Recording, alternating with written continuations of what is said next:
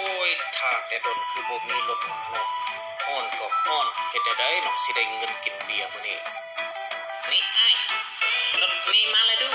รถเมล์มาแล้วเอาไวๆสู้ให้มันได้เด้ออย่าให้เสียเที่ยวได้เที่ยวนี้นะบักเตี้ยมึงไปลัดรถไปมึงหันไปนะไปได้บ่มีปัญหา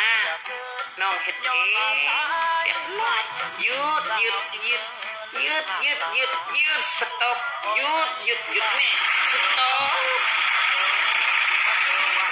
ลงมาก่อนเบิ่งเท่าใดหั่นคืนหน่อยแห่เขามีแต่ทำนี่วะบ่ได้ลงมา5,000 กีบซื้อลงมาให้หมดเดี๋ยวนี้ผู้โดยสารบ่ได้หลายนี่ลงมาโอ้ยลงมาให้หมดสิกวดเบิ่งหมู่เทอมนี้อย่าเมาอีกทีละทีนึงพวกนี้ลงมา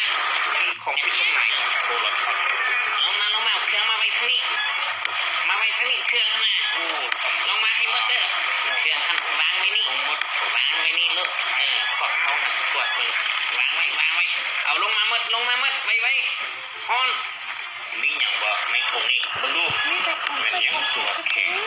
ปานก้อนหินเบิ่งถุงตัวนี้ด้วยมีหยังเด้โอ้เนาะเบิ่งอันนั้นมันยังไงเบิ่งมาเบิ่งดูอันนี้ดิเสียไปหยังอันนี้น่ะก็เอาไปเบิ่งเครื่องแบบนี้ต้องได้เสียเงินได้เอาสิเสียเงินได้จังได๋นี่มันของข่อยที่ข่อยซื้อมาเอาเฮ็ดผลหยังมาเสียของมันใหญ่เจ้าต้องได้เสียเงินตำรวจสิให้พวกใครเสียเงินแนวใดผ่านมายังบ่ได้เสียคืนอันนี้อ้าวก็ให้พวกใครกินน้ำกินไหนได้สิโอ้ยจังนั้นเป็นตาเบื่อเนาะโอเคถ้าเบาเงินให้บ่ปล่อยไปเด็ดขาดคือว่าเฮ็ดยากแท้พวกข่อยบ่มีเงินสิให้หรือบ่ให้คันบ่ให้พวกข่อยสิยึดเครื่องให้แต่อย่าสิเฮ็ดยากอ้ายบ่ได้เฮ็ดยากอยู่แล้วพวกน้องก็หาเช้ากินค่ำเอาอันนั้นเรื่องพวกเจ้าข่อยบ่เกี่ยวไปได้สิให้หรือบ่ให้คันบ่ให้นี่ข่อยสิยึดเครื่องไว้นี่หมดไอ้น้องไปขึ้นเอาเครื่องลงมาหมดบ่ว่าหน้าผู้ใดผ่านด่านต้องเสียเงินหมดทุกคนอ้ายก็อย่าเฮ็ดยากแบบนี้แม่ข่อยขอเจ้าแล้วจากใจแล้วลงมีแต่จ่ายอย่างเดียวแล้วจึงปล่อยไป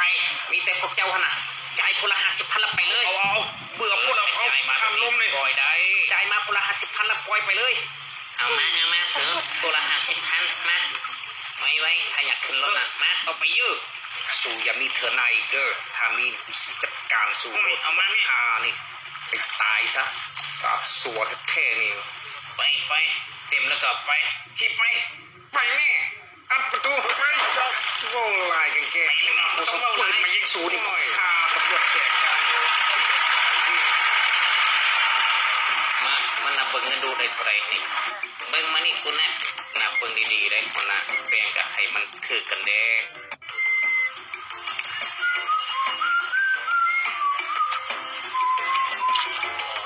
ใส่ถุงสวยว้าวมีการเต้นPolice boy, baby police, small picking police, baby police, police boy, baby police,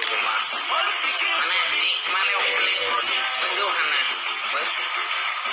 ขี่รถงามคือมีเงินหลายอยู่เนาะเอาคักได้บัดนี้นะเอาจัก4-5 แสนรถเป็นล้านเด้อให้พอคุ้มค่าปิ้งแบมือแรงเด้พวกเจ้าต้องเฮ็ดดีๆได้บ่ต้องให้เสียเที่ยวได้โดยไว้ใจได้มาเร็วหยุด stop บอกให้หยุดลงมา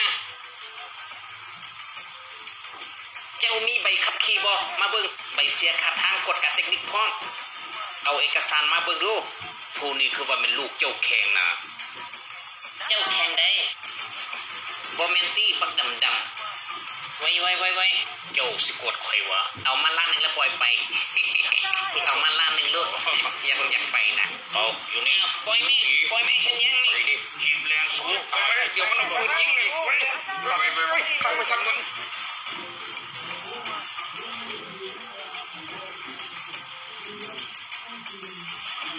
ฮัลโหล